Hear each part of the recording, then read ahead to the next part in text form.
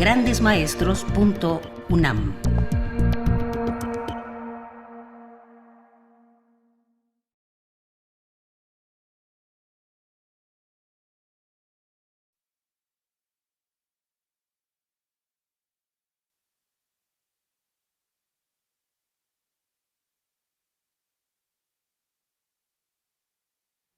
Que veremos en esta sesión y en la siguiente, y que se refiere al mito, pero el mito como narración. Entonces tendríamos que, primero que todo, ubicar qué es este tipo de acción humana que expone los mitos verbalmente en una forma tan canónica. Vamos entonces a penetrar a esto y tenemos que ver cómo lo caracterizamos de entrada para ir desmenuzando cuál es la característica del mito. El mito es un texto, evidentemente, es un relato, es narrativo, es literario y, aunque parezca redundante, es mítico, porque en un momento dado tendríamos que caracterizarlo dentro de una taxonomía de carácter literario. Entonces empezaríamos con la calidad textual del mito. Y tenemos que, de esto se ha escrito mucho, y uno de los que mejor ha escrito al respecto es precisamente Lotman. Y Lotman nos da algunas características del mito, diciendo la primera, del texto, y nos dice: el texto es una acción comunicativa. Entonces, es una acción comunicativa que está sumamente contextuada. Está contextuada internamente y externamente. O sea, internamente está ordenada como toda expresión lingüística. Conocemos nosotros una serie de normas que forman la sintaxis, pero al mismo tiempo está relacionada con un contexto amplio exterior, con todo aquello que no es propiamente ni referente a sí mismo, ni referente incluso a la mera lingüística. Para eso nos vamos a otros textos, entre ellos el de una maestra universitaria, investigadora en el Instituto de Investigaciones Filológicas, lamentablemente ya fallecida hace 2 años, Elena Beristain. Y Elena Beristain tiene un diccionario que es muy útil. Es un diccionario que da las bases, sobre todo nos da las bases para aquellos que no somos ni de chiste especialistas en la materia. Es una buena forma de consultar una fuente rigurosa, sencilla para los que no entendemos esto, y al mismo tiempo con toda la autoridad que tenía nuestra muy querida compañera. Entonces, ella nos habla precisamente de esto que es la textualidad y nos vuelve a hablar de todas estas estructuras complejas que no son una mera yuxtaposición, nos dirá ella, de oraciones, de frases, sino que tienen un sentido global, tienen una unidad. Y nos vamos a otros autores y encontramos en Julia Kristeva que nos habla del texto como algo que tiene sentido, es sintáctico, es semiótico, tiene sentido, pero al mismo tiempo tiene simbolismo. Al principio puede desconcertarnos esto, Pero ella, tomando elementos de la biología, hace la distinción entre lo que llama un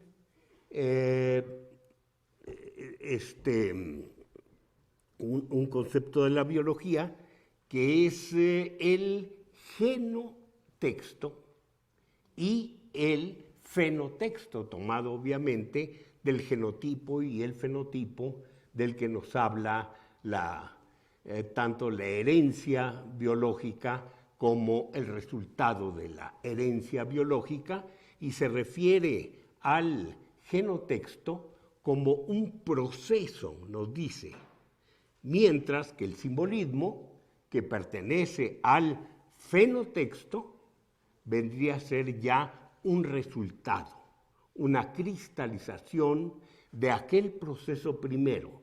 Entonces, en resumidas cuentas, nos dice ella, toda acción lingüística que desemboca en un texto es propiamente un trabajo, una realización con un fin que exige un esfuerzo y que tras este esfuerzo resulta precisamente el resultado buscado. Y después, otro texto que es muy importante, publicado en siglo XXI, hace ya tiempo, es el de dos lingüistas también de mucho prestigio. Uno de ellos es Ducrot y el otro es Todorov. Todavía, cuando menos Todorov, muy activo, y entonces nos hablan del tamaño que puede tener un texto. Lo que importa es precisamente la posibilidad de expresión, de transmitir una idea, de comunicar, como dice precisamente Lotman.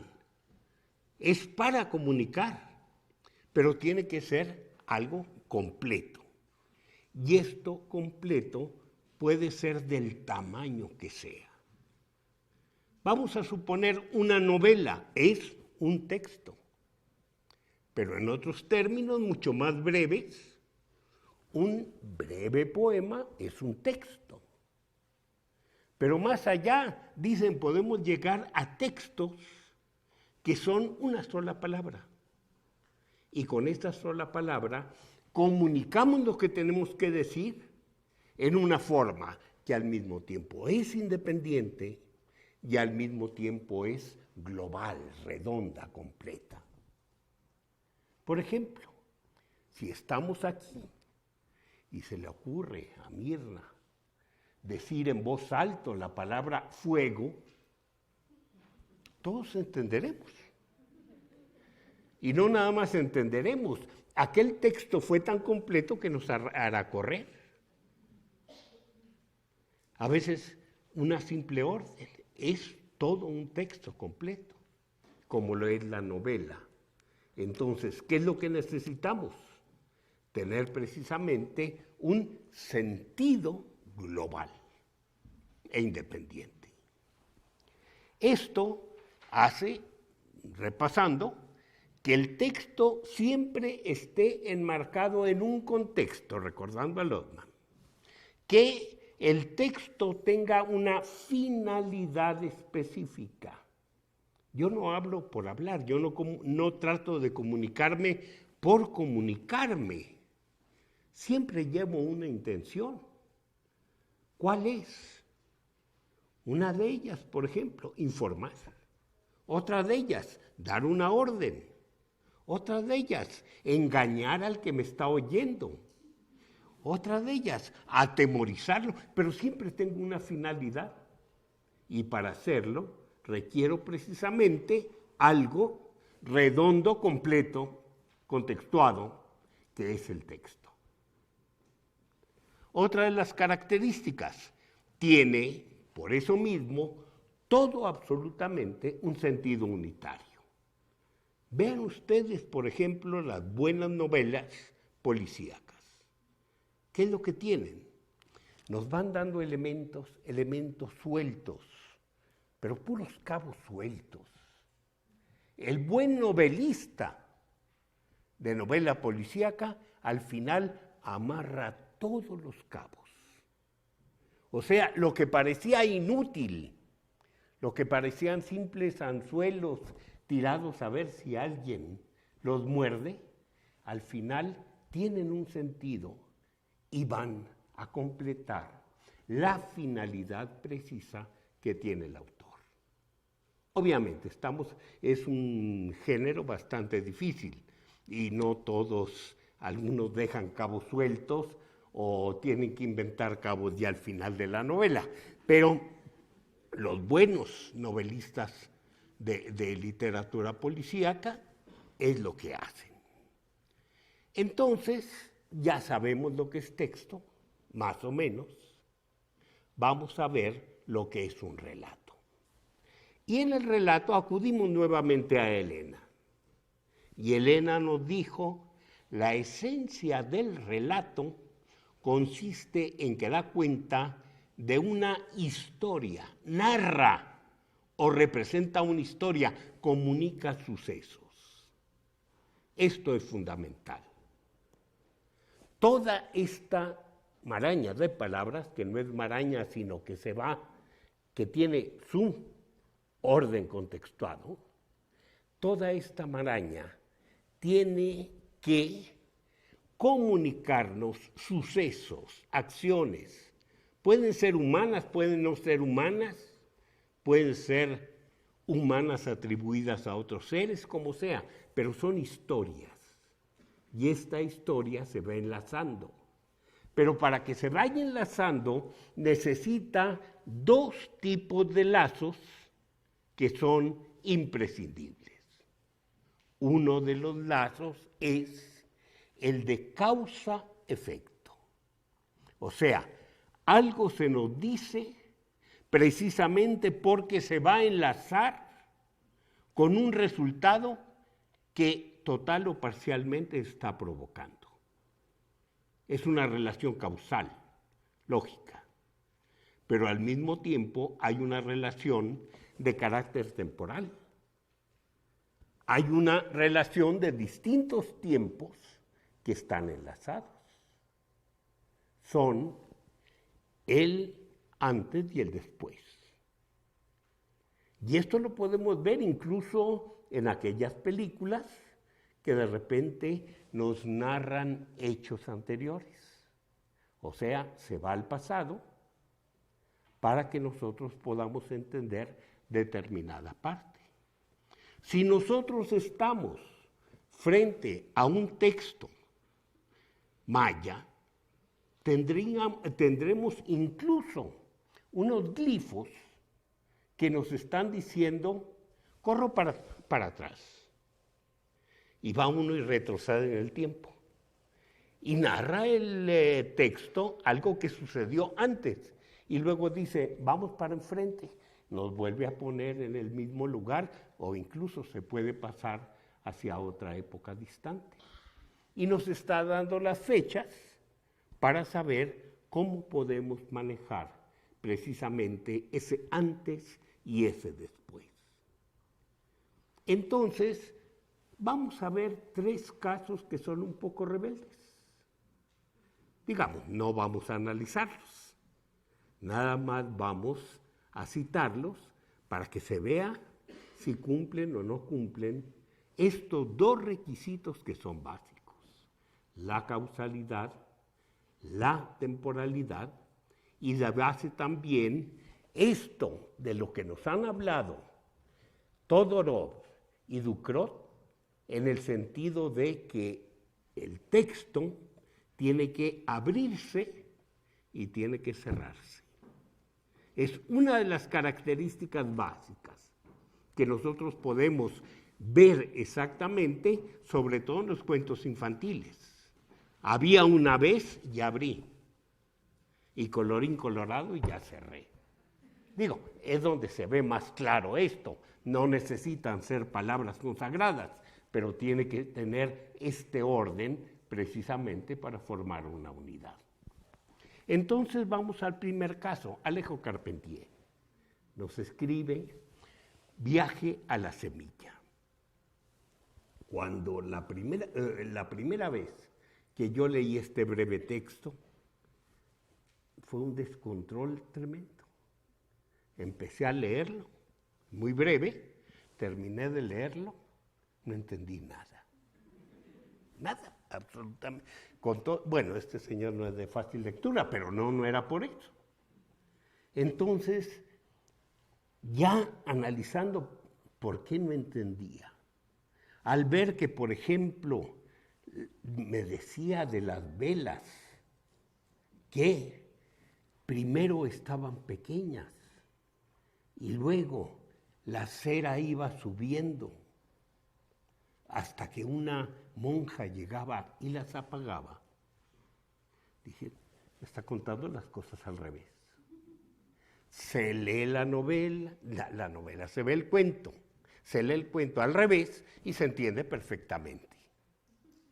O sea, cumple con el antes y después, pero primero pone el después y luego pone el antes.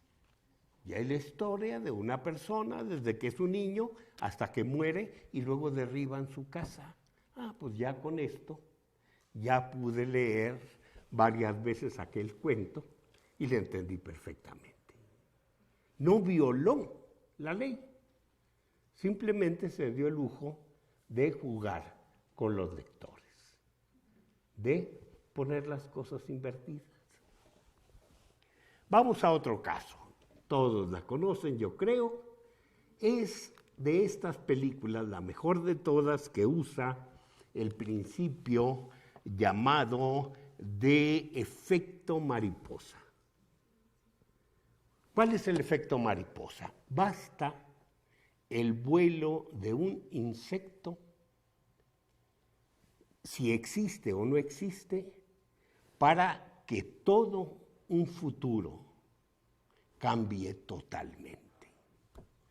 Esto ha sido muy discutido, sobre todo matemáticamente. Hay hasta, yo me acuerdo cuando era joven, unas maquinitas que no eran más que unos cuadrados con bolitas, con municiones, y demostraban que aquello no era cierto, pero en fin, todavía eso bueno, no era cierto en el sentido de que no era tan grave la afectación, pero dicen, el vuelo de una mariposa aquí puede afectar el futuro en Japón. Tal vez. Y esta película, basada en eso, nos pone una acción, pero una acción que después de dar el resultado se repite. Y al repetirse, cualquier pequeño momento conduce por otro camino y resulta otra acción.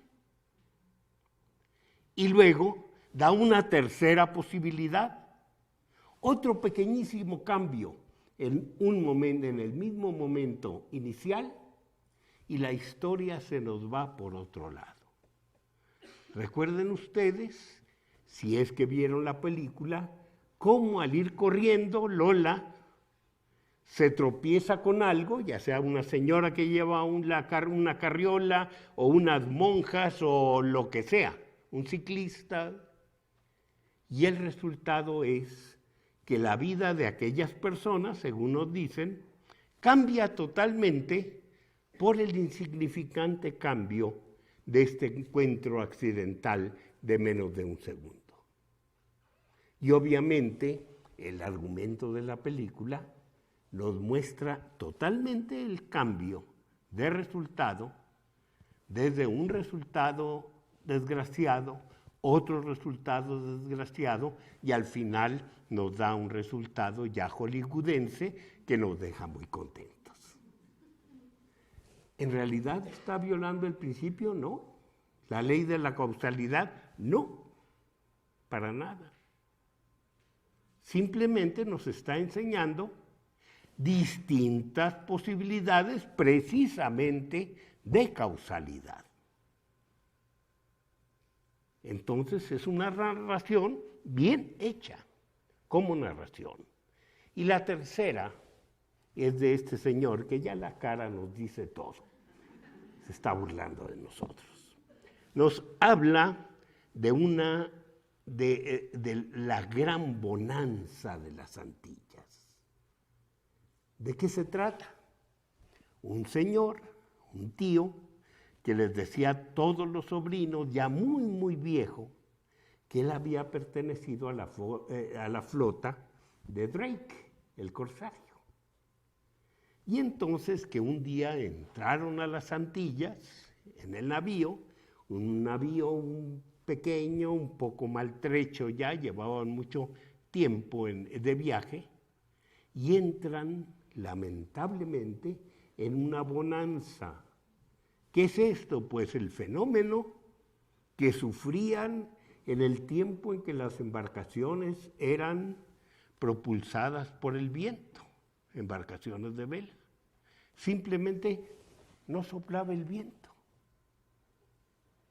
Y al no soplar el viento, se quedaban estancados. ¿Cuánto? Unas horas, unos días, unos meses, o de plano se morían ahí porque nunca había soplado el viento para que salieran de aquella situación. Pero al mismo tiempo llega un navío español. Y entonces están frente a frente ingleses contra españoles, los españoles muy bien provistos de artillería, los ingleses no. Y el resultado es que pues nada más están contemplando porque nadie puede hacer nada, esperando a que termine aquella bonanza, unos tal vez para huir, otros para atacar. Y pasa el tiempo y el tío le sigue contando y le sigue contando. Y de repente dicen los niños, pero dinos, tío, ¿qué es lo que pasó? Y este señor nos corta el cuento y empieza con otro. Simplemente, ahí parece que falta el cierre. No nos dan nada. ¿Cuál es la conclusión de todo? Nada. La conclusión tiene que ver con el título. Caemos en una bonanza. Y nos dejan una bonanza y no nos explica nada. Bueno, entonces no son excepciones propiamente, pero nos hacen pensar muy claramente qué es lo que debemos considerar en cada caso. Es texto, es relato, pero es narrativo. Y esto de ser narrativo nos explica una división que también nos señala Elena. En un caso, corre Lola, corre, no es narrativo, aunque haya una verbalización, un guión que se dice comúnmente, aunque no es la palabra técnica correcta, aunque haya palabras en la película, lo que importa precisamente es la acción, es la dramatización.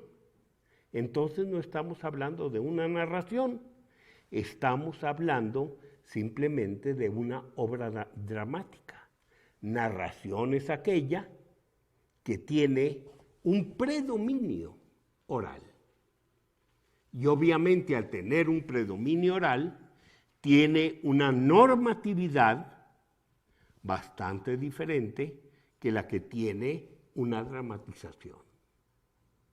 Entonces, seguimos nosotros distinguiendo, por un lado, corre Lola, corre, y por otro lado, estas dos narraciones, la de Carpentier, la de Calvino, y todas las demás, entre ellas las de los mitos. Con esto entendemos, los mitos son predominantemente verbales, son palabras, pero aquí tenemos que agregar una cantidad enorme de expresiones o contextos que no son precisamente verbales. El mitopoeta está muchas veces utilizando el clima, está utilizando la noche, está utilizando la situación política particular que hay en la comunidad, está utilizando muchas cosas y esto va entretejiendo su narración. De repente queda callado, y aquel silencio, que no es verbal, también es parte del relato. ¿Por qué? Porque tiene sus toques de dramatización, tiene acciones. Yo me acuerdo una vez que estábamos oyendo un mito, y el mitopoeta, Huichol en este caso, nos dice, todavía no había luz en el mundo. Todo estaba precisamente como está en este momento. Bueno, en ese momento, por afuera, era de noche, cayó una tormenta tremenda. No tienen ustedes idea de lo que es que metan la tormenta en la narración y estar al mismo tiempo que oye uno al mitopoeta, sintiéndose dentro del mito por todo este ambiente que rodea. Es una emoción muy, muy grande. ¿Por qué lo hizo? Porque tuvo suerte de que en el momento en que estaba contando el mito había esa tormenta. Seguimos entonces con un problema. ¿Qué es lo literario? También un problema bastante grave. Por literario pudiera entenderse aquello que tiene una composición armónica, bella, pero un momento. Las obras de arte, porque es una obra de arte, la obra de arte, ¿quién determina que sea obra de arte? ¿Cómo determina que sea obra de arte?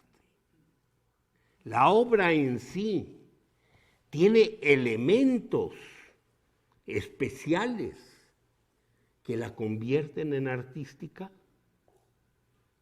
o el carácter de arte lo atribuye el ser humano cuando contempla una obra realizada, o atribuye belleza a aquello que, siendo natural o artificial, lo cautiva.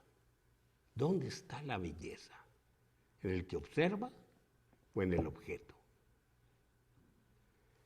Bueno, aquí hay dos corrientes, vamos a seguir una de ellas.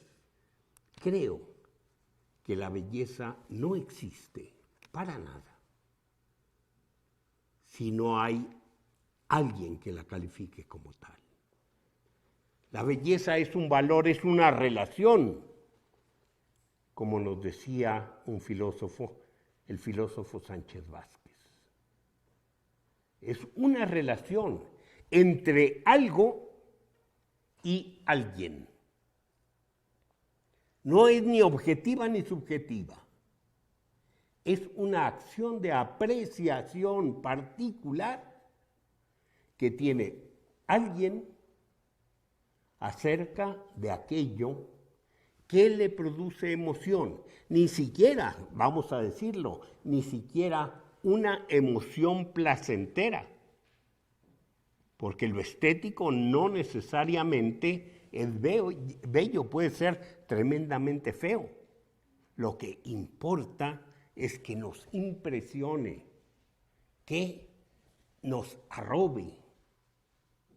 Entonces, en este sentido, si seguimos esta segunda dirección, pudiéramos decir lo siguiente: no hay esto que se ha llamado belleza universal. Hay muchas cosas que conmueven al hombre cuando lo emocionan por razones tal vez demasiado fisiológicas, o sea, compartidas por todos los hombres. Pero la belleza total, la más grande de todas, únicamente existe cuando hay una compenetración mayor entre un tipo de hombre dentro de una cultura frente a una obra que capta él perfectamente. Es más, pueden existir obras, por ejemplo, Coatlicue, la escultura que tenemos en el Museo Nacional de Antropología. Si alguien se para frente de aquella obra, puede considerarla horrible. Si alguien se para frente a aquella obra, puede considerarla muy hermosa. Y sin embargo, ninguno de estos dos sentimientos actuales pueden llegar a la profundidad estética que tenía alguien creyente de una religión en la que Coatlicue era la madre de los dioses y que entendía, si no todos, una buena parte de ese simbolismo que en armonía le estaba diciendo mucho de lo que ya no se dice al presente. Entonces, si nos colocamos en esta posición, ¿quién calificará la obra de arte? Toda colectividad, toda. Pero toda colectividad que tenga un principio particular para calificar su emoción. En el caso literario, si pensamos en que las obras son hechas para un público particular, no para el público general, tendríamos que ver que la cultura que las crea tiene a gente de su propia cultura como la meta emocional que se está planteando. El creador quiere no nada más comunicar, sino comunicar razón y comunicar emoción. Y en el momento en que él lo hace, hay la posibilidad de una gran captación únicamente si se vive inmerso en la cultura, en el que las claves, consciente o subconscientemente, están abriendo plenamente la captación emotiva.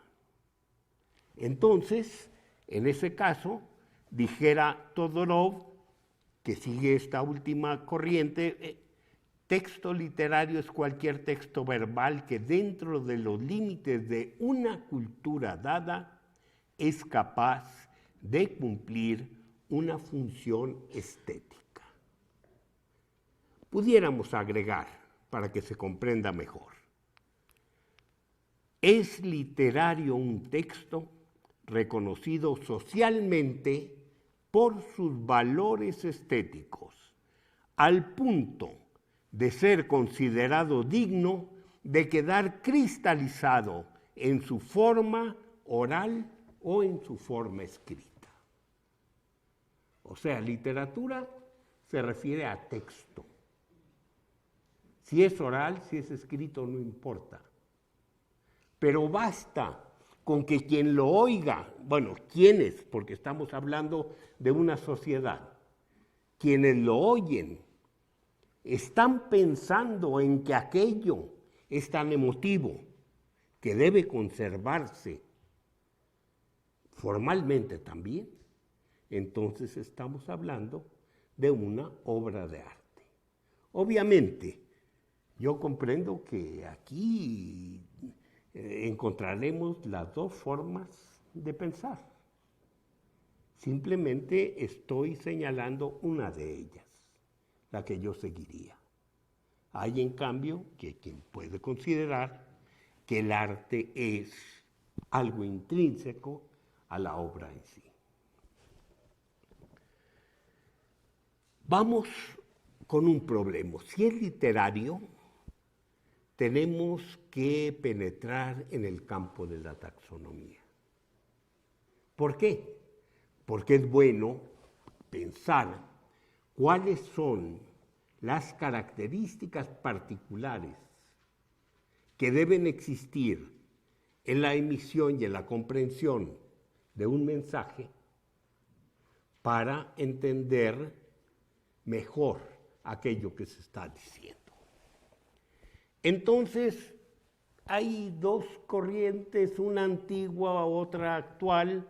En un tiempo se hablaba de género como algo que era tremendamente normativo y perceptivo.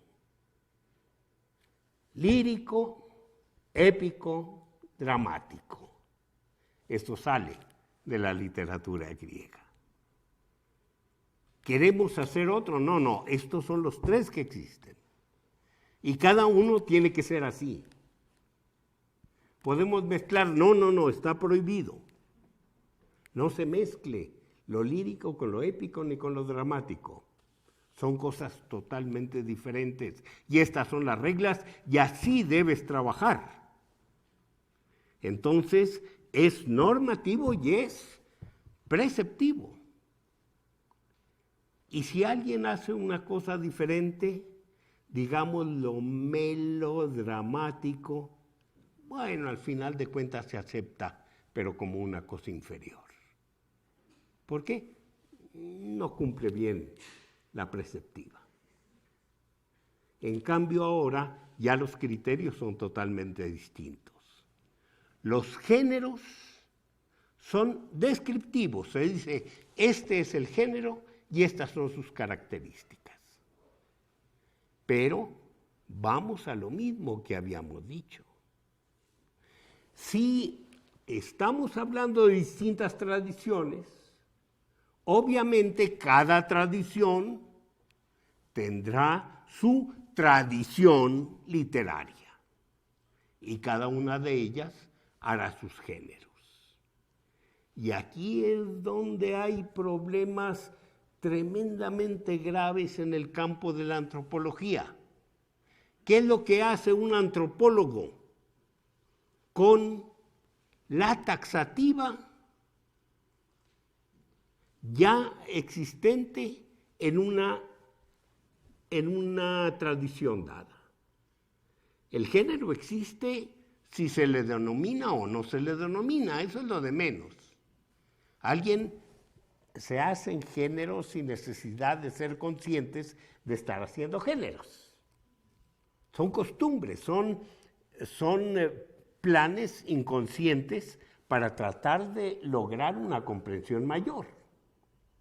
Entonces, tendríamos que ver que cada cultura puede, no es necesario, puede definir sus géneros. Y entonces algunos antropólogos eligen inmediatamente ir a los criterios normativos indígenas para hacer los suyos. Y otros, en cambio, dicen, me pondría yo en el lugar hay que conocer a fondo los criterios indígenas de taxonomía, pero no para aceptarlos acríticamente, sino como parte del conocimiento de aquel objeto que estudiamos y sobre él hacer nuestros propios criterios de clasificación. Son dos posiciones distintas. Y yo les digo por qué no seguiría yo la primera.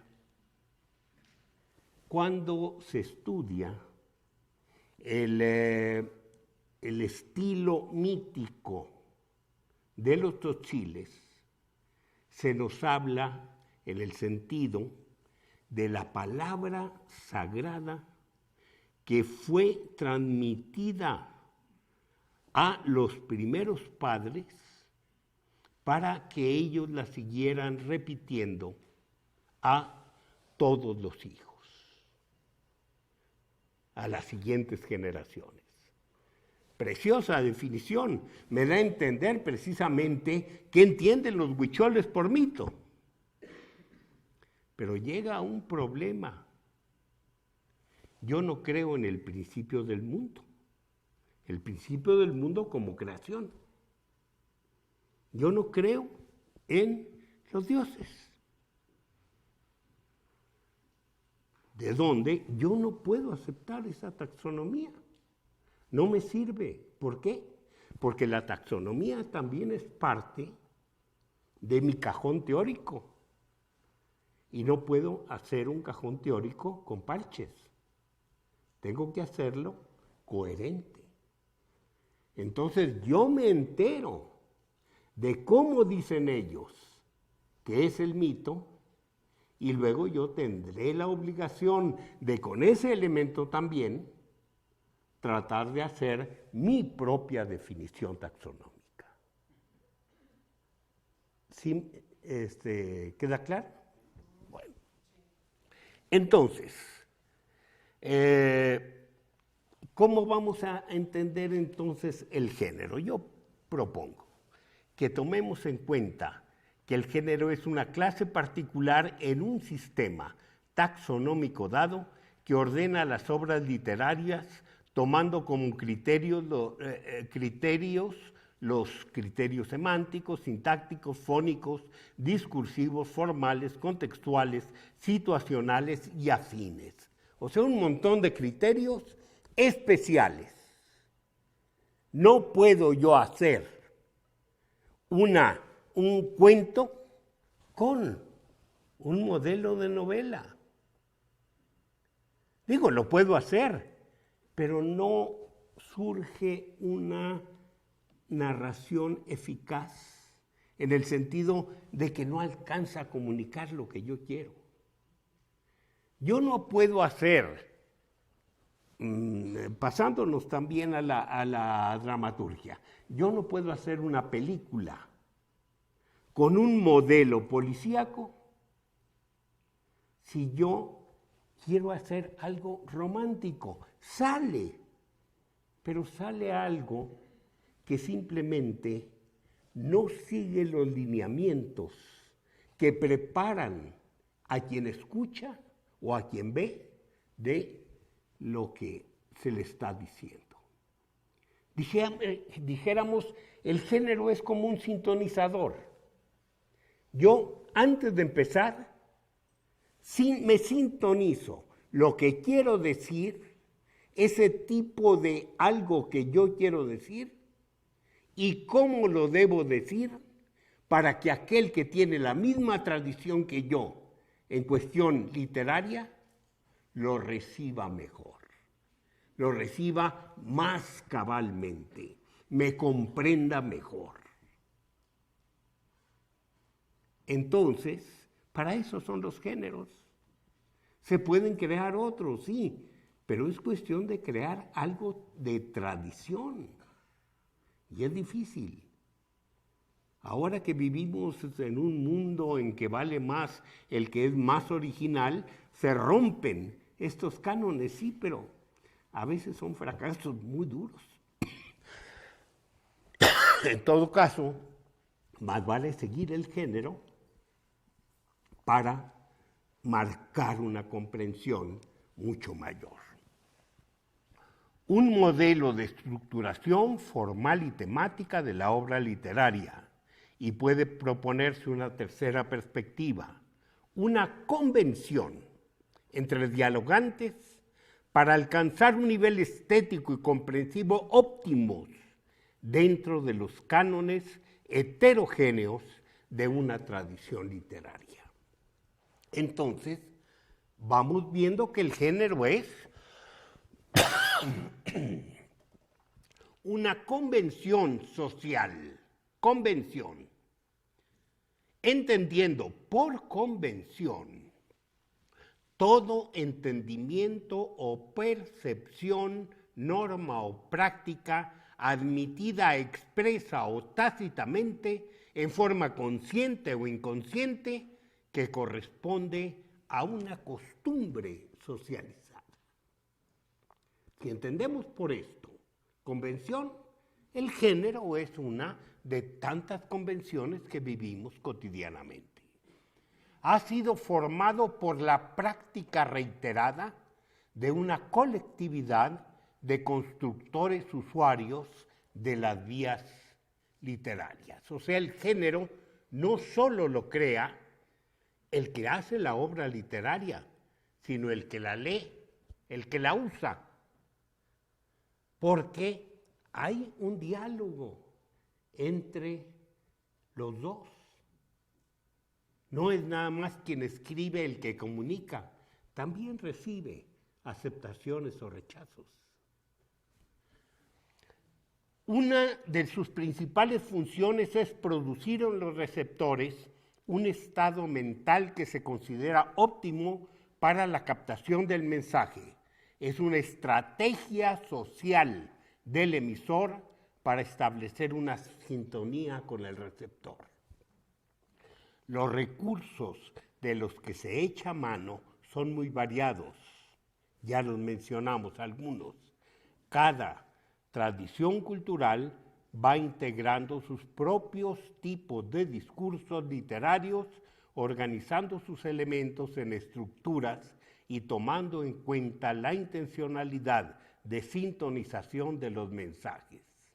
Los criterios tipológicos son múltiples y disímbolos, pero son guiados por su eficacia para producir la sintonía. Obviamente, como muchas otras definiciones que propongo, son simplemente propuestas, no son verdades. Simplemente está para que se califique, para que se critique, para que discutamos. Entonces, nos falta ver qué es lo mítico. ¿Cuál es el género mítico? Vamos a tratar de definirlo. Y en esto tendríamos que ver que ha tenido la literatura indígena muchos tropiezos.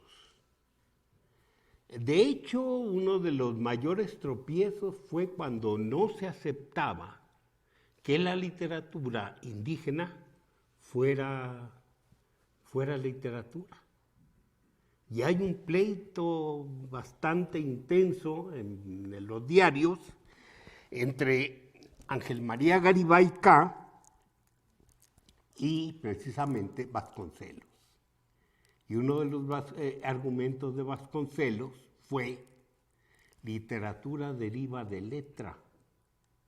Si no hay una escritura, una verdadera escritura, no puede haber literatura. ¿Por qué? Bueno, la que proponía precisamente Garibay era la literatura náhuatl. Los náhuatl antiguamente, pues no se puede decir que tuvieron una verdadera escritura. Si entendemos por escritura todo paso a través de la lengua. El registro que hacían ellos de las ideas era simplemente un registro que se podía leer desde cualquier lengua que se hablara, precisamente porque no pasaba por el tamiz de la verbalización. Si pienso casa, escribo casa pintando una casa y todo el mundo me va a entender casa, bueno, si conoce mi estilo de dibujar desde cualquier idioma que sea. Entonces Garibay le dijo, bueno, lo más importante no es precisamente el vehículo. Se está hablando simplemente del vehículo, cómo se registra. Aquí lo más importante es precisamente la palabra. No desconocía a Garibay que entre la literatura oral y la literatura escrita hay mucha diferencia, ¿sí? Pero las dos son literaturas. Una necesita unos recursos, otra otros, pero las dos son literaturas. Entonces, con lo que acabó, creo, la discusión fue cuando le dijo. Obviamente sabemos que Vasconcelos estudiaba la literatura sánscrita. Le dijo, ¿usted cree que la literatura sánscrita empezó con el sánscrito como sistema gráfico o fue anterior? ¿Qué vamos a decir de la Ilíada? La Ilíada tenía incluso que ser aprendida en partes por esclavos. Y se les convocaba, a ver, tú canto número tanto, ven aquí a recitarte. Y llegaba el esclavo, ese que sabía todo ese canto, y era el que recitaba. ¿Y la Biblia? ¿Se escribió la Biblia desde un principio? Pues no. No es literatura la literatura, la Biblia no es literatura. Entonces ya esto más o menos terminó un poco la discusión, aunque a Garibay, que fue propiamente el que roturó el camino de la apreciación de la literatura indígena, le fue muy, muy costoso, porque tuvo que convencer que aquello era verdaderamente literario. Y él buscaba los géneros. No creo que hubiera podido hacer todo, pero en fin identificó algunos según la clasificación de los indígenas. Pasamos después a otro, al que quiere coordinar todo. Fernando Orcasitas Pimentel, vecino mío de cubículo, una gran persona, compañero de algunos viajes de investigación. Fernando divide en el mito, la epopeya o historia de las hazañas de los héroes, la leyenda, el cuento etiológico, el ejemplo y el huehuetlatoli. O sea, ya señala el mito. Pero no me convence esta división. ¿Por qué no me convence? Simplemente cuando él habla de héroes, pues difícilmente podemos entender a los héroes en la literatura mesoamericana. No, como que no hay héroes. Al menos yo no creo que haya héroes. Los aparentes héroes en realidad son dioses. El héroe en la literatura es aquel personaje humano, hijo de humano y Dios, pero de todos modos sujeto a la mortalidad, que a fin de cuentas realiza una proeza y después de esta proeza tiene que pagarlo muy caro. Dijéramos que vamos a entender con la literatura heroica la constitución de modelos para decir, inspírate en este hombre para obrar, pero no llegues a su altura porque todos los héroes terminan sacrificados. Al mismo tiempo es un modelo y un freno a la acción social. No hay eso aquí. Entonces, pues creo que se empalman muchas de los taxones que hace Orcasitas. Vamos a empezar a desbaratar todo eso y encontramos con que los relatos míticos son relatos en forma de hazañas que concluyen en la ecuación de los seres en el tiempo primigenio. Aquí estamos hablando de una forma humana. O sea, las aventuras que nosotros llamamos mitos son tremendamente humanas. Son narraciones como si fueran históricas, en las que hay amores, desamores, odios, hay robos, hay asesinatos, hay lesiones, hay agresiones, hay humanos totalmente. No se refieren a lo humano, no se refieren a una sociedad humana, pero se está hablando en un lenguaje social humano. ¿Para qué?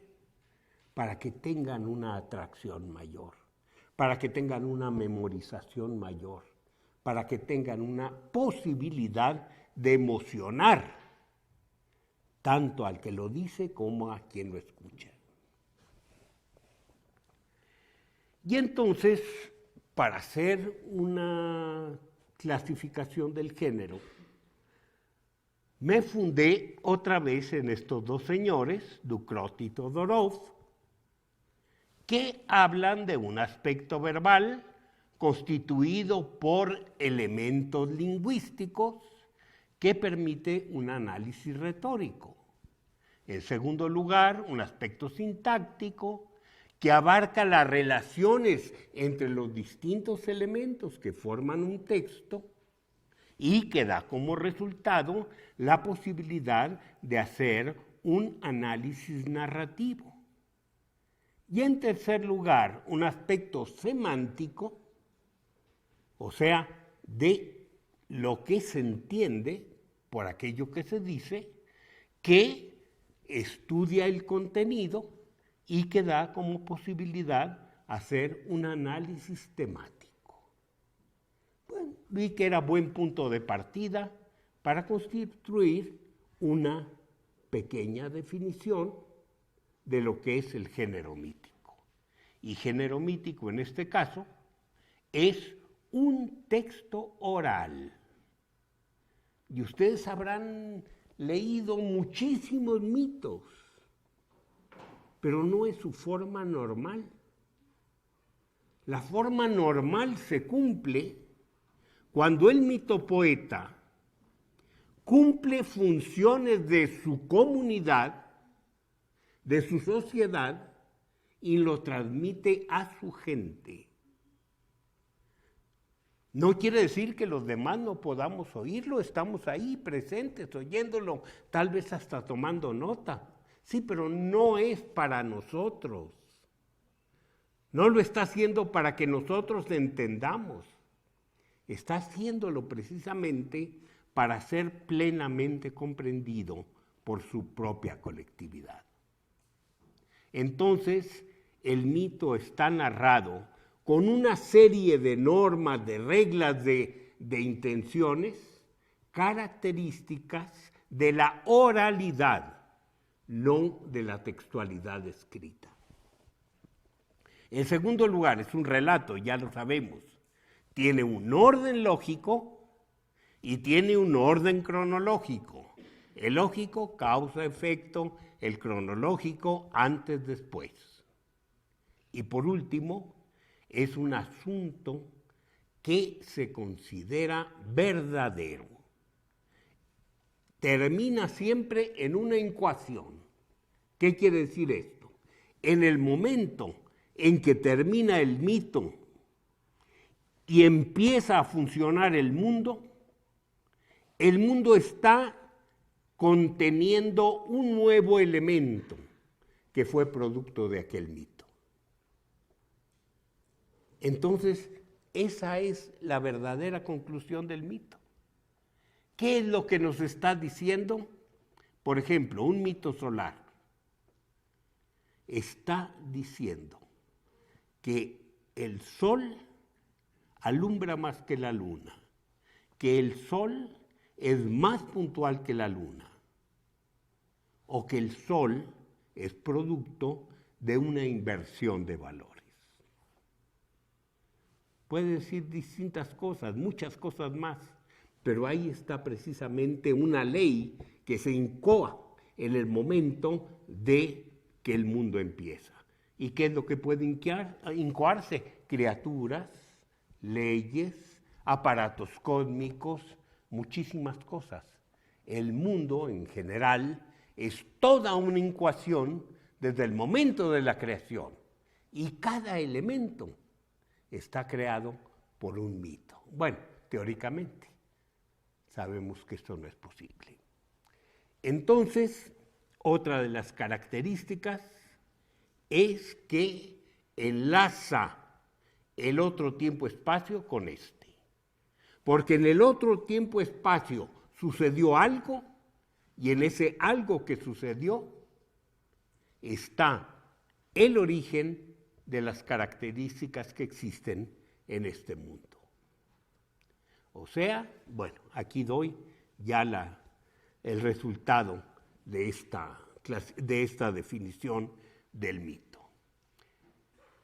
Ya si los comparamos, volvemos al mito creencia y el mito narración y vemos que tienen muy diferentes características. Mito creencia está formado por elementos totalmente dispersos, mientras que el mito narración es un texto, lo tenemos aquí, es algo casi tangible, que tiene su principio, tiene su fin, tiene su propósito. No es la creencia esta que se mete en todos los ámbitos de nuestro ser. El mito creencia está formado por elementos heterogéneos, el mito narración no. ¿Por qué? Porque básicamente es textual nada más. El mito creencia tiene formas de expresión múltiples, conjuros, iconos o íconos, como quiera decirse, eso es válido, dichos, cantos, chistes, adivinanzas, ritos, mientras que aquí es el relato. Los elementos del mito creencia tienen entre sí poca congruencia, pero en el mito, en la narración mítica, todo tiene que estar estructurado. La sintaxis es muy necesaria. Las expresiones del mito creencia están regidas por múltiples normatividades.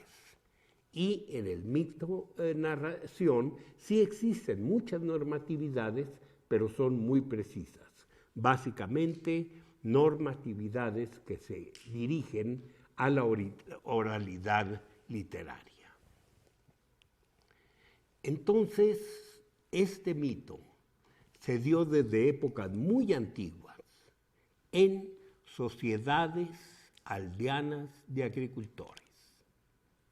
Cuando avanzó el tiempo, cuando aquellas sociedades evolucionaron, incluso a llegar a alcanzar la categoría de estados poderosos, el mito obviamente sirvió para la política. Sin embargo, la fuente seguía siendo la de aquellos productores agrícolas. Ellos eran los verdaderos creadores de los mitos. Entonces, en cuestión política, se tenía un abanico y se escogía, como en la actualidad, el mito que se acondicionaba a aquel pensamiento. Vamos a poner un ejemplo. Cuando en el epiclásico y en el posclásico hay un cambio de política, porque hay quienes quieren determinar que el ejercicio del poder no debe ser étnico, sino multiétnico, tienen que recurrir a un mito. ¿A dónde? Al mito de Tula.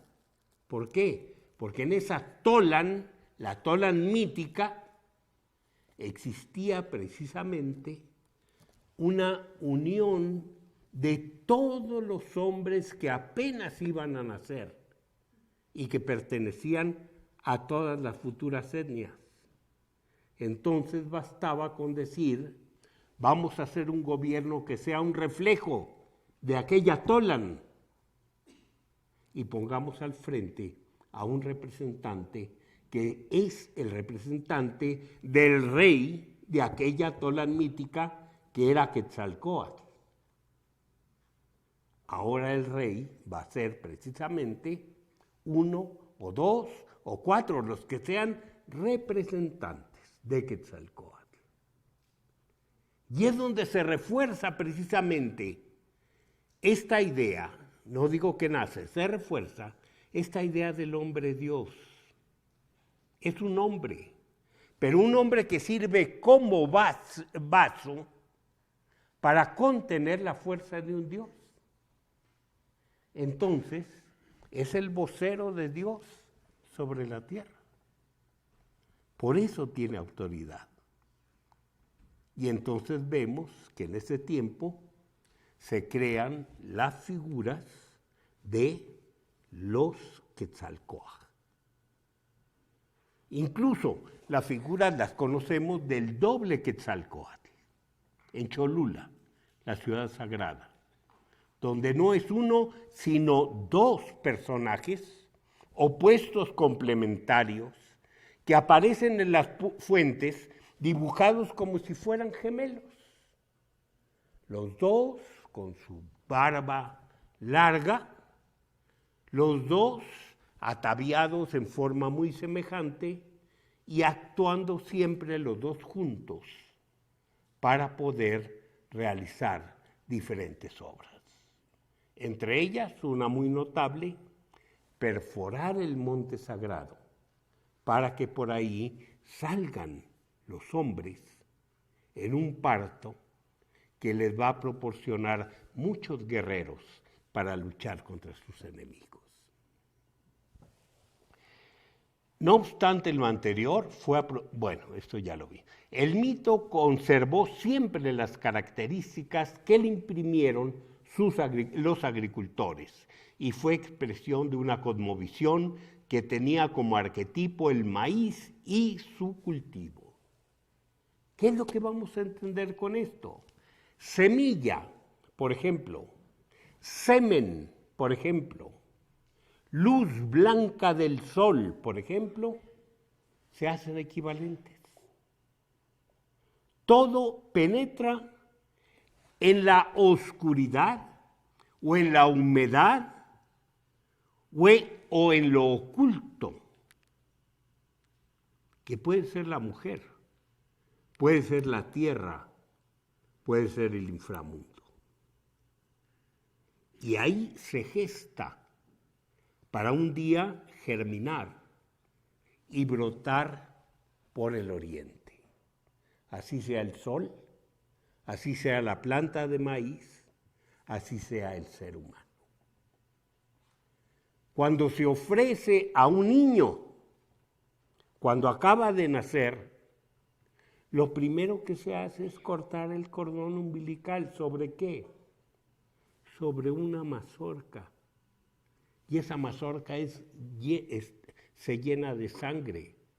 Y con granos de esa mazorca se plantará un pequeño lugar en la milpa. Y se espera que la continuación de aquellos granos originales sirvan algún día para alimentar a aquel niño que ha nacido.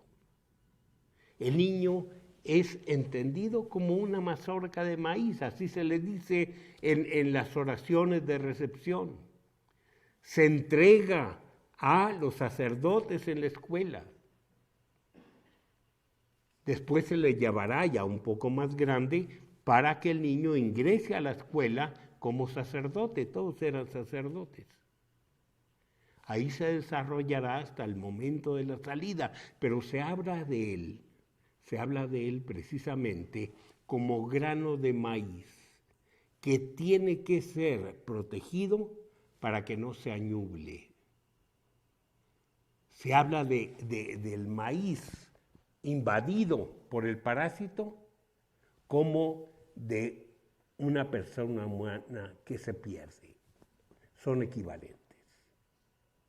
Entonces, todo esto va generando una red de metáforas, que no es la metáfora simplemente esto se parece a esto, sino esto tiene la misma esencia que esto otro. Hay una coesencialidad que es la base propiamente de la metáfora indígena.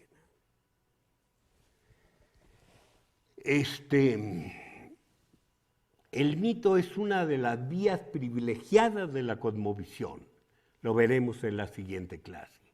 En esta cosmovisión, los dioses se caracterizan por ser seres sobrenaturales. Son los dioses, aunque aparezcan como animales, aunque aparezcan como monstruos, aunque aparezcan como seres humanos. Son dioses. Pero estos dioses son, no sé cómo, la palabra que deberá usarse posiblemente, antropoicos. No creo que la academia acepte esta palabra. ¿Qué quiere decir antropoicos? que tienen características humanas. No importa si un Dios es representado como un ser zoomorfo o fitomorfo. No, no es la forma, es la esencia del Dios. El Dios habla, el Dios entiende, el Dios piensa, se conmisera de los hombres. Entonces es como un hombre. Si no fuera así, no pudiera funcionar en el mito. Y en el mito la aventura es precisamente una acción humana, en ocasiones terriblemente humana, cruel, o incestuosa, o abusiva. El mito no es moralizante, el mito es humano, socialmente humano.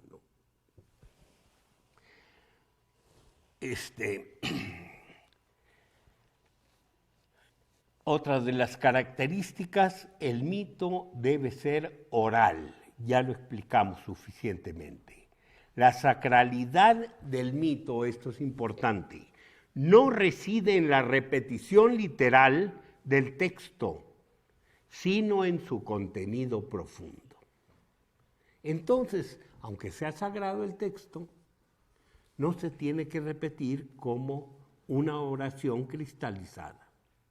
Cada quien lo cuenta a su manera y no deja de ser sagrado, porque lo sagrado está dentro, está en un contenido que nunca se menciona, en lo oculto del mito. Y aquí tendríamos que ver también algunas de las características de la oralidad. Este señor, uno de los grandes autores del tema de la oralidad, Jan Banzina, nos dice algo que, bueno, tendríamos que hacerle una modificación. Dice, para que algo prevalezca dentro de la oralidad, es necesario que el texto pertenezca al ámbito de unos cuantos. ¿Qué nos está diciendo aquí? Que debe haber algunos hombres sabios, que los hay en las sociedades indígenas, muchos, que son los únicos que conocen la fuente de aquella oralidad. Pues no, con el mito no funciona totalmente así. El mito es conocido por todos. Es como, digamos, para equipararlo con los cuentos. ¿Quién no conoce el cuento de Caperucita Roja? ¿Desde cuándo? Pues quién sabe. ¿Cuántas veces la ha oído? Muchas. Se le repite y se le repite y sigue gustando. Y sigue pidiéndole al niño que se le diga. El mito pertenece a todos. Sí, pero los que lo dicen son los autorizados. Entonces llegamos aquí un poco a una transacción con Banzina. No necesita el mito ser del ámbito de la esoteria para que tenga éxito en la transmisión. Al contrario, yo diría qué bueno que no es esotérico, sino que es exotérico, porque así tiene una mayor relación con la vida social, porque la vida social es histórica, va cambiando y necesita renovación, y en esa renovación intervenimos todos. Entonces, si ya todo el mundo conoce cuáles son los mitos, o cuando menos los principales, ¿para qué sirve el mito? Se nos dice para revelar verdades. ¿Cuáles verdades? Si ya las sabemos. Como los cuentos. ¿Para qué me cuentan Caperucita? ¿Para saber que al final se muere el lobo? No. Hay otra cosa que es la finalidad de este mito. Y entonces tenemos que el mito hace constante referencia a un legado original del grupo para robustecer todas las formas de conducta sancionada. Es el que, al estar conectando aquellas redes de pensamiento, al pertenecer a una de las expresiones de la cosmovisión, al mover un hilo, el mito mueve muchos hilos de la red. ¿Por qué? Porque funciona lo que llamamos el pensamiento analógico. La metáfora sirve no nada más para decirme que una mujer tiene labios de coral,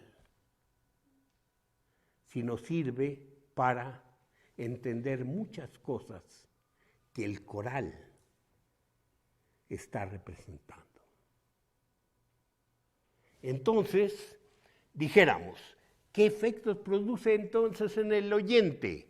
Provoca en el oyente una sensación de reafirmación de sus principios, no del mito estrictamente, sino de todo lo que se metaforiza con el mito.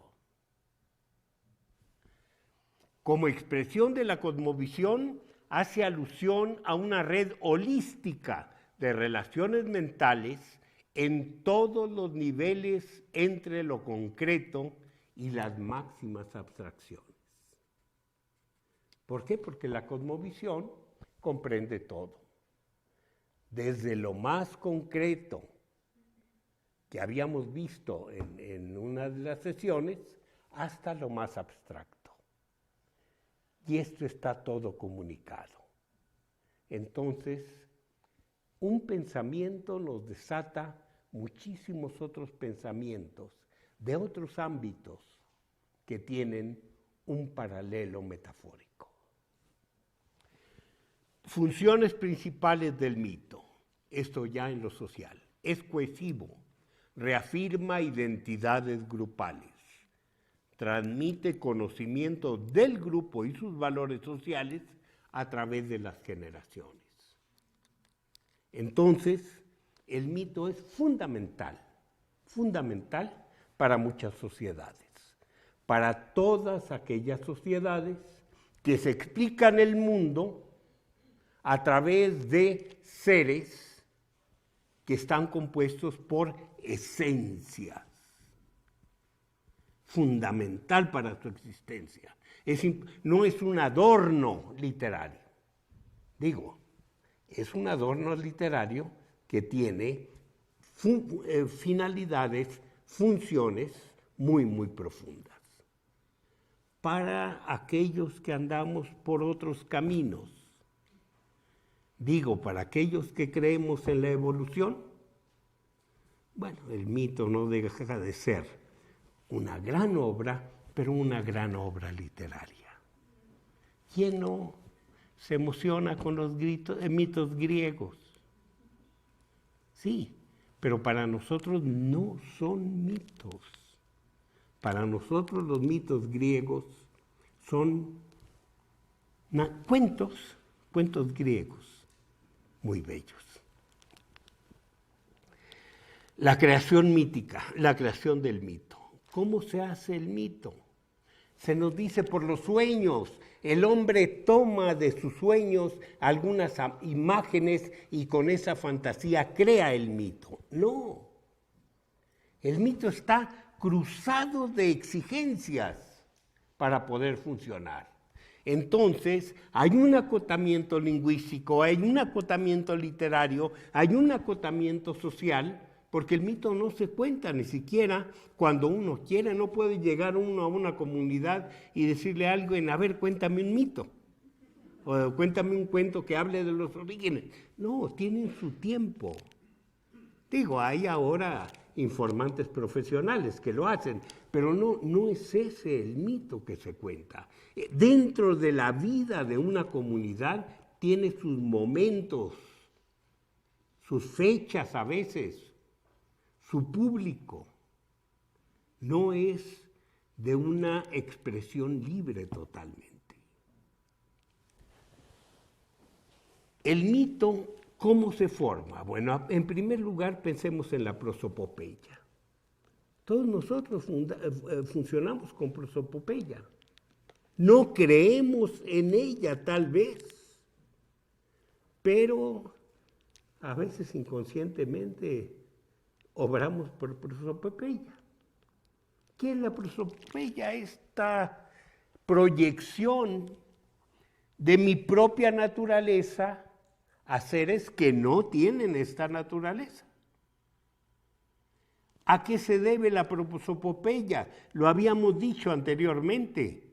La palabra es la mejor arma que tiene el ser humano para vivir sobre la tierra. Entonces, si el ser humano tiene esa arma, cree que la puede usar en todas partes, no es cierto, pero lo intenta. Entonces, tiene que comunicar su naturaleza para hablar con todo lo que existe. Fíjense ustedes una cosa.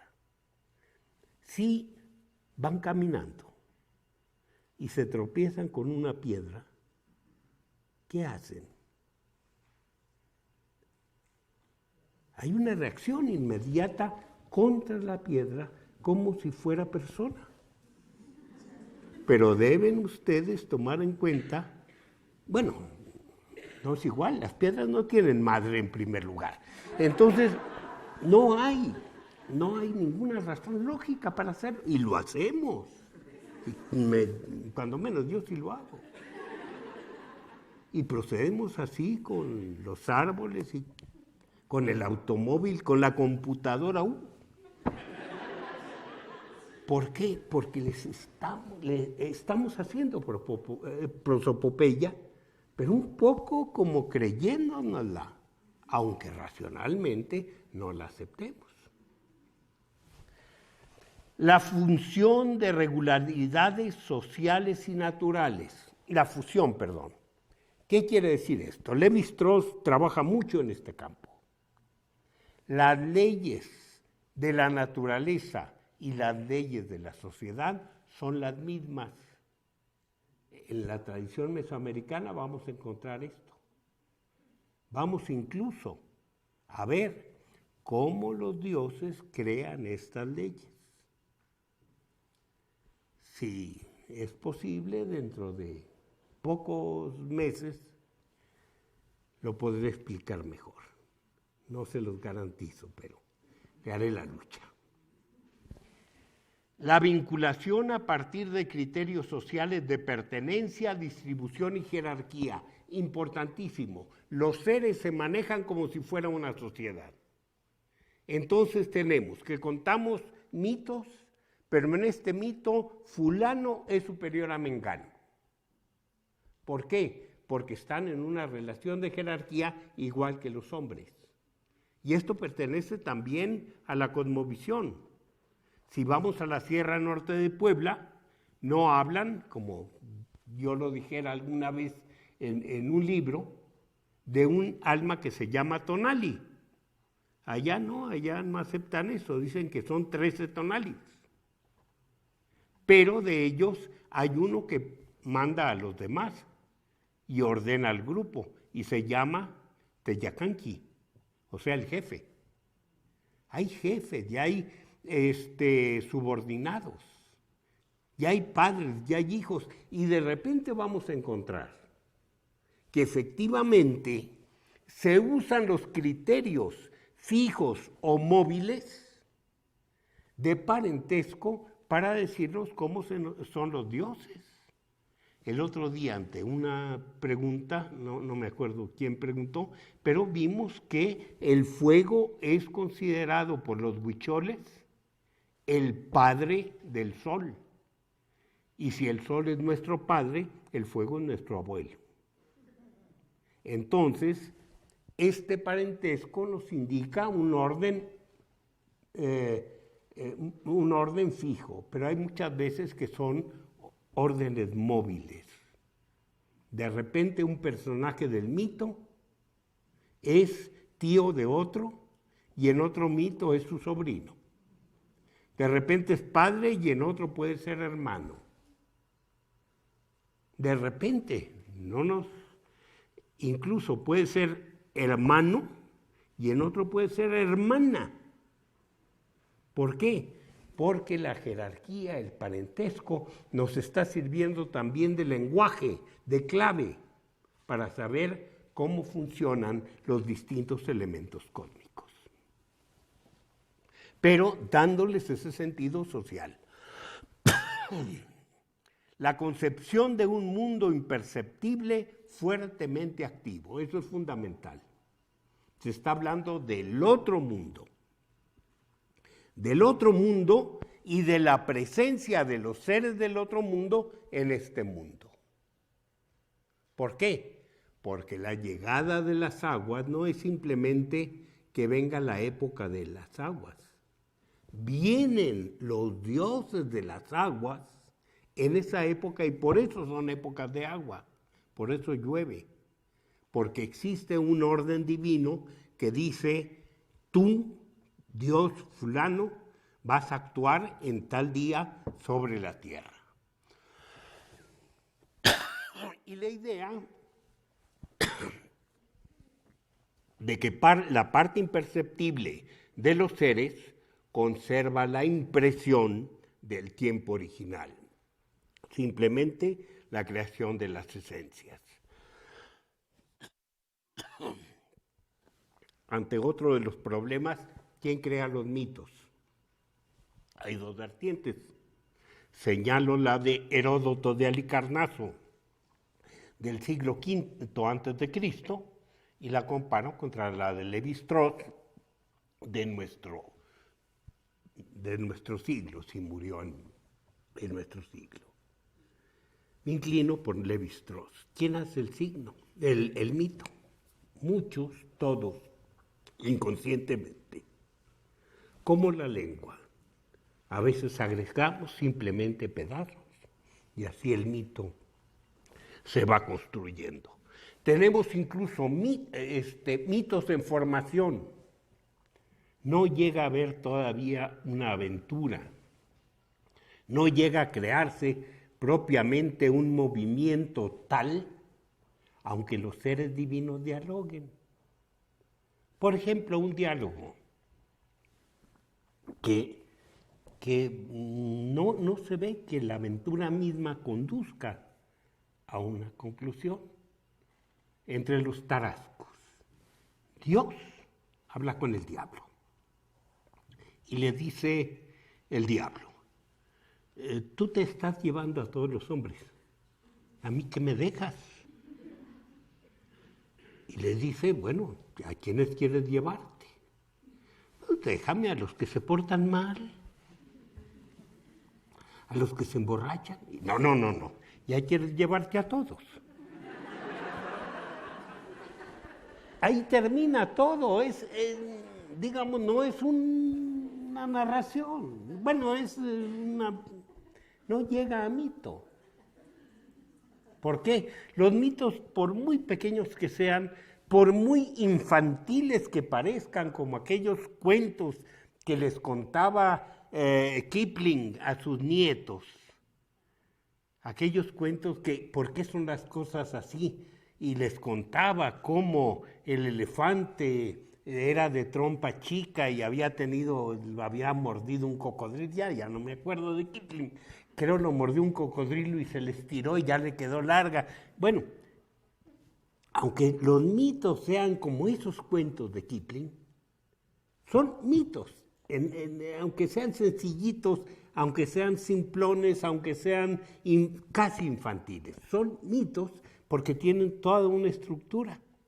Y sin embargo, esa conversación entre Dios y el diablo, pues pudiera algún día ser extendida, meterle sabor, meterle aventura y llegar a ser un pequeño mito. Pero hasta ahorita no es. Algunas son simples creencias. Les decía yo, del rey del azufre, del rey del petróleo. Son seres muy importantes ahorita, pero no todas las narraciones de ellos alcanzan la categoría mítica. Entonces, para la formación de un mito, intervienen las realidades de los procesos, la lógica de las clasificaciones, la taxonomía. No se imaginan ustedes qué tan importante es para la creación de mitos. La rigidez de los cursos naturales, los personajes que poseen atributos previos. Por ejemplo, hay personajes que casi no cambian. Hay uno, la tusa. Cuando oímos que hay una tusa en el mito, ya sabemos qué va a hacer: cortar algo dentro de la tierra, con los dientes de tusa que tiene. Eso es lo que hacen todas las tusas. ¿Qué hace el pájaro carpintero? Siempre romper un encierro casi de metal. Siempre hacen eso los pájaros carpinteros. Entonces, tenemos que ver que hay personajes que ya tienen su papel en el mundo y que intervienen en muchos mitos. Historias que tienen sus propios cánones de formación y orden de las proyecciones de lo social en lo natural o en lo imaginario. Y una cosa muy importante, no sé si llamarle a esto la ley del peine, que es muy importante para entender los mitos.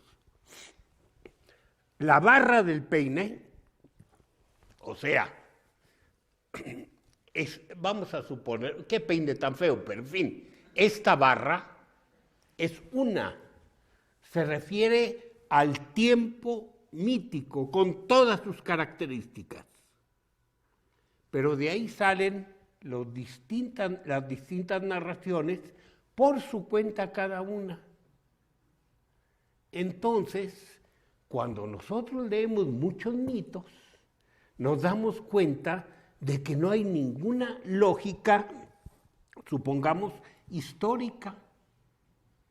¿Por qué? Porque en un mito se habla de que hay nubes y que el cielo está nublado cuando sucede tal cosa.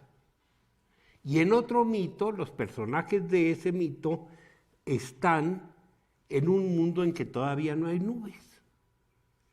Eso cronológicamente es absurdo. Esto no puede tenerlo un relato histórico. El relato histórico debe estar en un contexto general histórico. Y aquí cada mito es como un cuento independiente, totalmente independiente, que no está asociado con los demás más que aquí.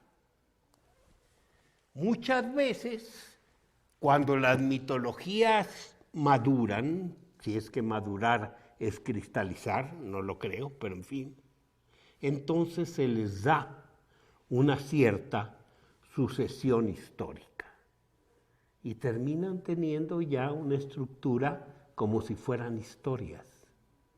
Y esto lo vemos, por ejemplo, cuando los mitos de origen de los pueblos se convierten en historias de las migraciones.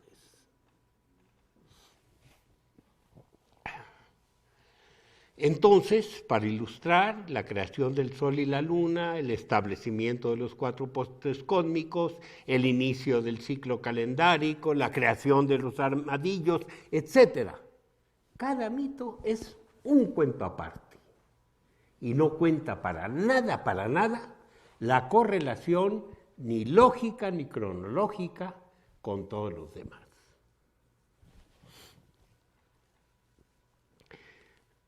Esto parece piñata, pero en fin, así me salió. ¿Qué es lo que quiero decir aquí? Más o menos tener una idea de lo que van siendo los mitos. Todos empiezan tranquilamente, se van complicándose hasta llegar al gran desorden, y entonces se acaba el mito porque sale el sol. Y todo queda después del gran desorden cristalizado. Se acabó el mito. Más o menos esa sería la representación gráfica mal hecha de... Tal vez la cambie, porque no.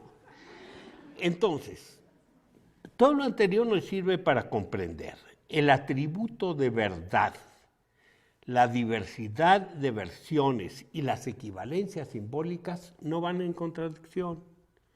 se traslada, es una traslación del valor de verdad a un trasfondo de mayor abstracción. Toda la aventura mítica es simplemente una cobertura, está arropando un proceso cósmico que no tiene que ver nada ni con conductas humanas, ni con esta idea de de la diversidad de personajes. Son procesos cósmicos de los que se habla como si fueran aventuras sociales. Y esto explica que la creencia en procesos creativos produzca la autonomía de las aventuras, el desarrollo paralelo de las aventuras y el contexto común. Pues vamos entonces a dedicar como 25 minutos para preguntas y respuestas.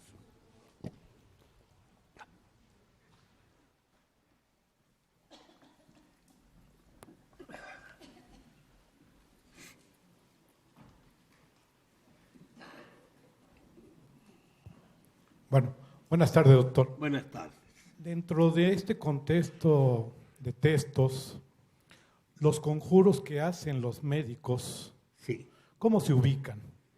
El conjuro que hace el médico es una acción de convencimiento o de amedrentamiento de los seres que son inferiores o que él trata de que sean inferiores para poder doblegar su voluntad. Vamos a qué es lo que dice el mago. El mago siempre se coloca en una posición especial, toma su lugar divino. Y entonces desde esa posición le habla a los dioses, digamos, del agua, a la diosa de la sal,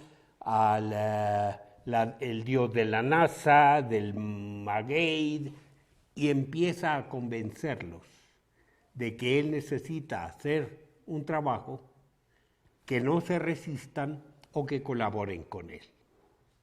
Básicamente eso es.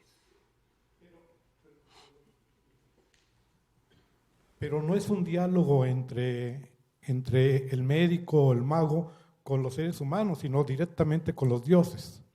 Con el Dios interno de cada cosa que está interviniendo en un proceso.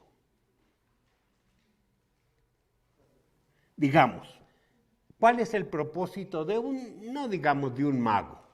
Vamos a suponer de un trabajador común y corriente que quiere, que se sabe sus conjuros y que va a utilizarlos. ¿Qué quiere hacer? Quiere cambiar la naturaleza de una piedra para hacerla cal. Es un calero y hace su horno. ¿Qué es lo que tiene que hacer?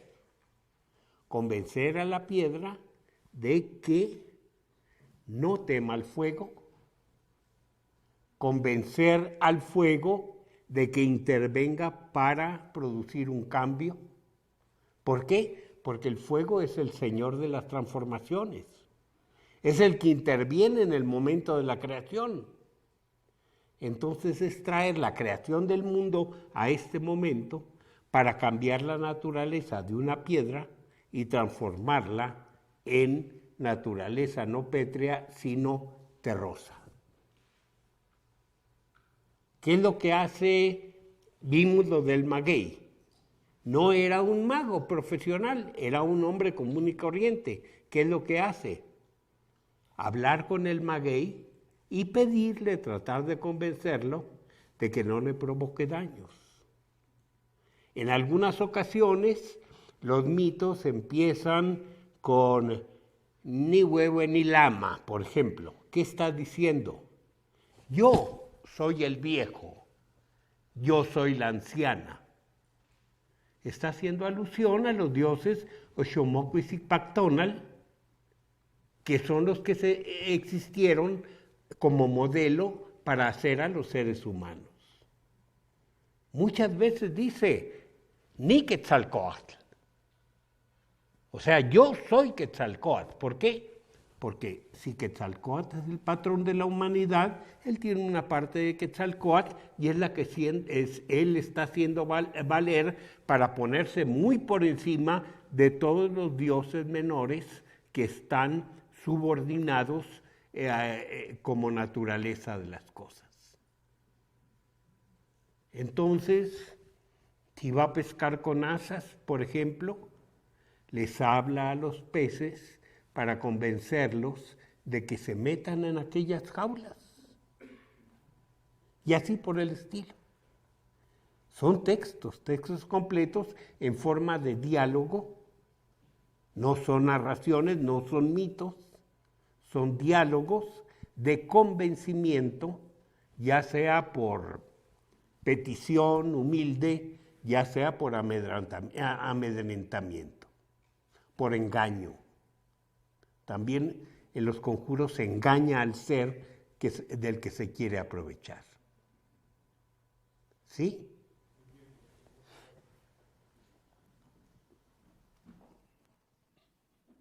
Buenas tardes, doctor. Buenas tardes. Hace un momento que hablaba usted de la creación de los mitos. No me quedó muy claro, me gustaría que detallara un poco más cuál es la importancia de los procesos clasificatorios y la taxonomía en la creación de los mitos. Sí, se supone que la taxonomía inicial divide las cosas en frías y calientes. Ahora, la situación no es muy clara, porque si no habría nada más dos clases de seres. No. Hay unos que son calientes, pero no tan calientes. Hay otros que son casi igual de fríos que calientes. Hay otros que son muy calientes. En fin, la naturaleza varía. Y entonces, eso explica, haciendo prosopopeya, eso explica el comportamiento de todos los seres.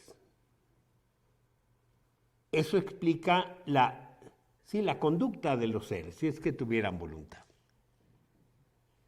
Entonces, el hombre, como busca en el mito el origen que le da aquella naturaleza, maneja muchísimo los conceptos de taxonomía.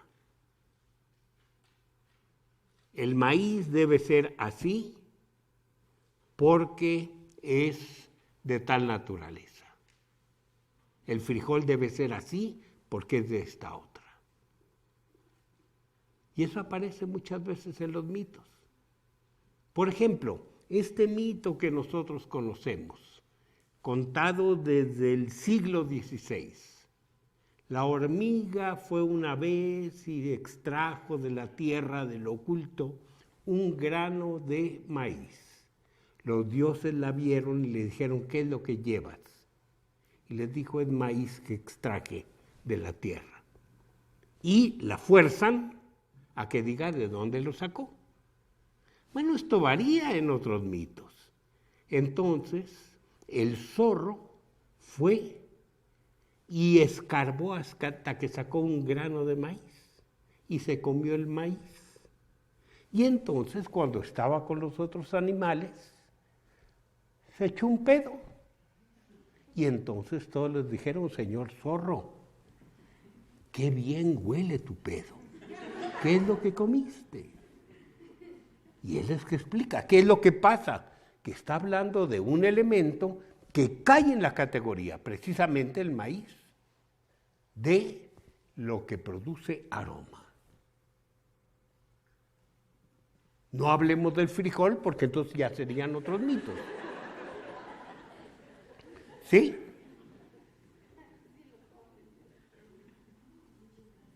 Y entonces vemos, por ejemplo, que la Virgen María produce estos vegetales, que son básicamente tubérculos y cosas que se da debajo de la tierra. En cambio, su Hijo, Cristo, va a producir otros que son los que se dan hacia lo alto. Arriba, abajo. Los personajes nos están indicando los principios de taxonomía. ¿Sí?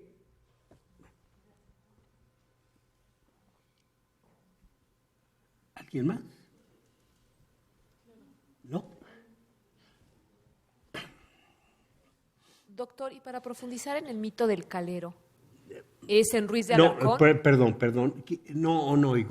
Para profundizar en el mito del calero, de la elaboración de la cal, Sí. ¿es en Ruiz de Alarcón? Alguien que esté más enfrente, ¿me puede repetir?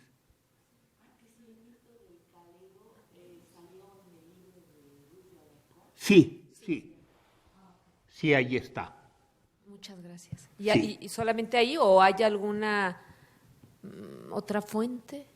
No, el problema que tenemos es que había reticencia para escribir estos textos. ¿Por qué? Porque incluso Sahagún batalló muchísimo, porque una de las tendencias era no permitir que se conservaran estas creencias. Entonces, sí se describían las fiestas, sí se describían a los dioses, sí se describía todo lo que correspondiera a la religión. Estos registros prolongarían las creencias. Mientras que otros, entre ellos Sahagún, decían, no, al contrario, nosotros para evangelizar necesitamos conocer cuáles son las creencias para combatirlas. Y fue una lucha tremenda que se dio entre las dos concepciones frente a la evangelización. ¿Sí? Entonces se batalló mucho por esto y son muy pocos los que tenemos. Los textos que tenemos básicamente pueden señalarse dos. En el mundo maya, el ritual de los bacabes. En el mundo náhuatl, Ruiz de Alarcón. Y luego se pescan cosas por separado, pero aún esto no se expresa muchas veces de manera cabal. Dijéramos, hay un mito precioso que empieza a contar Gregorio García acerca de los mixtecos, y cuando ya estamos encarrerados nos dice, pero estas son cosas infantiles que no deben ya registrarse, y nos deja medias. Esto mismo hace Ruiz de Alarcón con un conjuro, pero es el único conjuro entre los náhuatl que hubiéramos tenido de no ser por su conducta, que dijo, no, ya esto está muy pecaminoso. Y lo cortó. No tenemos un solo conjuro de amor. Sí.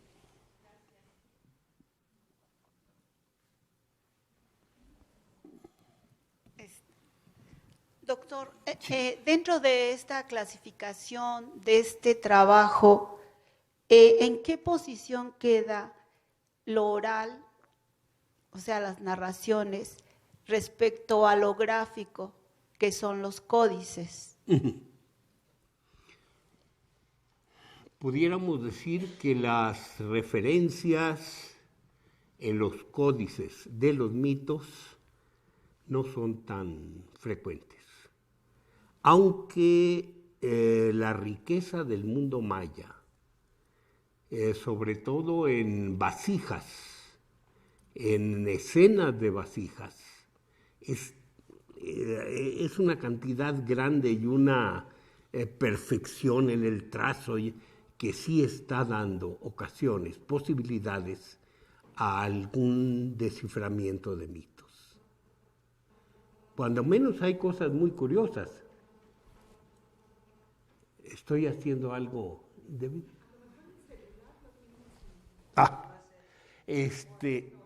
algún otro objeto, sí. hay cosas muy interesantes. Muchos niegan toda conexión de las ilustraciones del clásico maya con los mitos del Popol Vuh. En primer lugar, por la distancia de los altos de Guatemala con las tierras bajas mayas, pero por otro lado, por la distancia cronológica. Y sin embargo, se están descubriendo algunas figuras que identifican, por ejemplo, a Hunahpu, a Xibalanque, a Cabracam, y en algunos casos, en los casos del cerbatanero, hay elementos identificatorios fuera del territorio maya. Así es que es la relación que existe. Son escenas como si fueran retratos que se sacan de una película de códice, de mito.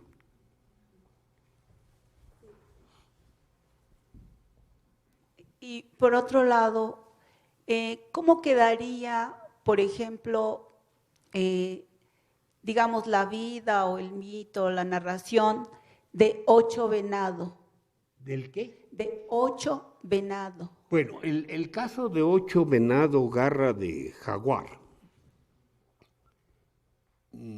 pues no puede hablarse propiamente de mito. Se habla de elementos cosmológicos. Por ejemplo, él mata a su tío cuando el tío cumple 52 años.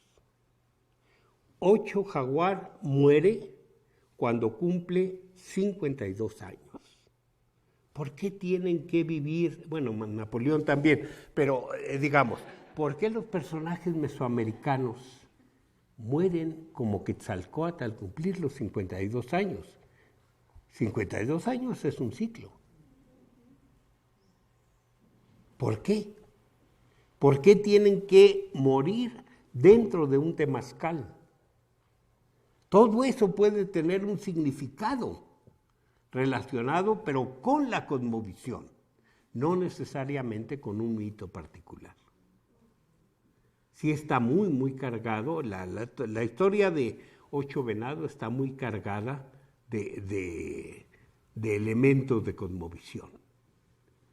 Incluso cuando él tiene que viajar a un lugar que podemos identificar con Tula, pero no sabemos qué Tula. Posiblemente sea Cholula. Sí.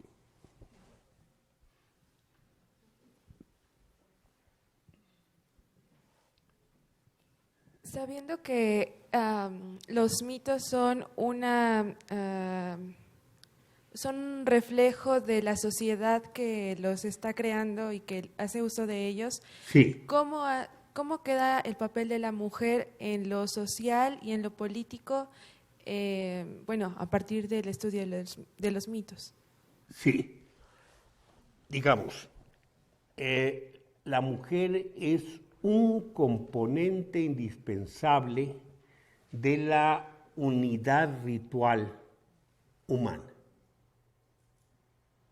Es el hombre casado es el verdadero correspondiente de las actividades divinas, porque es la pareja.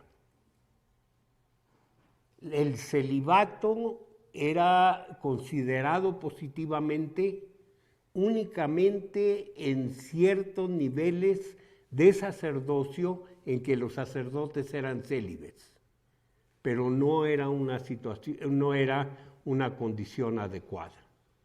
En la actualidad, cualquier hombre soltero es considerado menor de edad, está incompleto. Entonces, dijéramos, no hay una igualdad entre el hombre y la mujer. ¿Por qué? Porque es una sociedad machista. Por lo general, pero con muchas variantes, pero las sociedades mesoamericanas han sido machistas. Sin embargo, la mujer es indispensable, es muy valiosa. Y de repente puede decirse, en la historia tenemos casos en que las mujeres desarrollan trabajos superiores a los de los hombres. En la actualidad se puede decir en maya que la mujer es muy viril cuando tiene mucho valor social. ¿Por qué? Porque ha superado la inferioridad que tiene el género femenino. ¿Está contestado? Sí. Y esto se basa principalmente en la división sexual del trabajo. Los hombres hacen una cosa, las mujeres hacen otra. Si no está casado el hombre, ¿quién le hace de comer? Por ejemplo. ¿Alguna otra pregunta? Sí.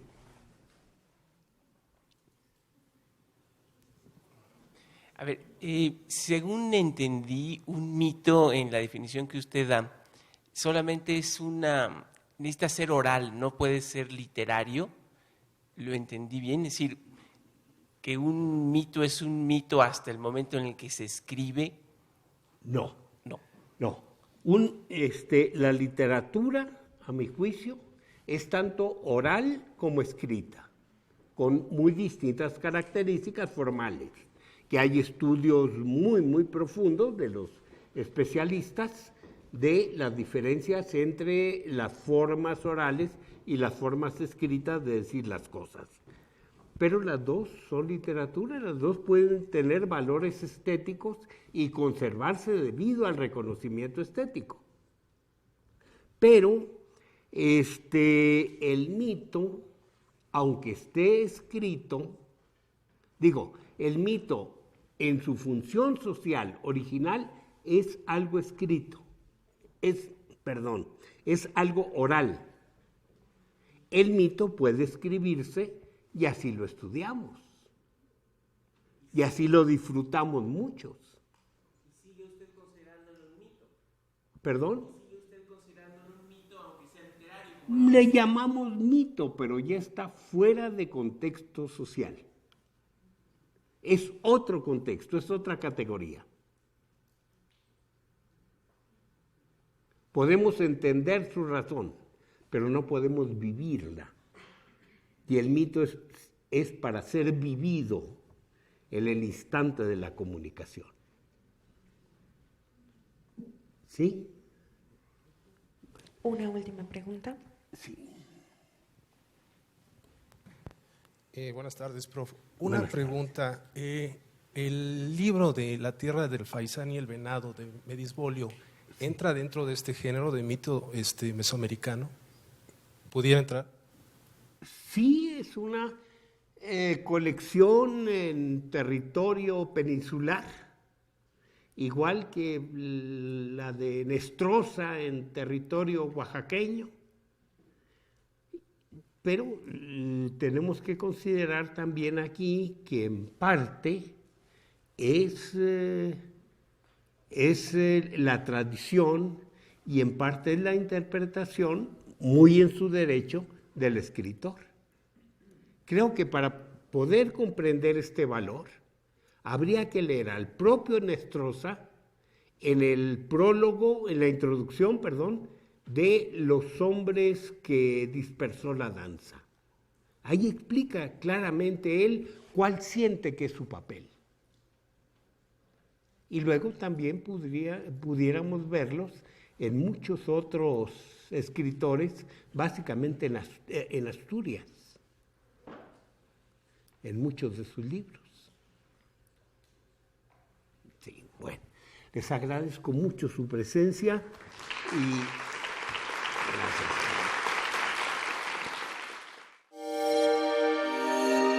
grandesmaestros.unam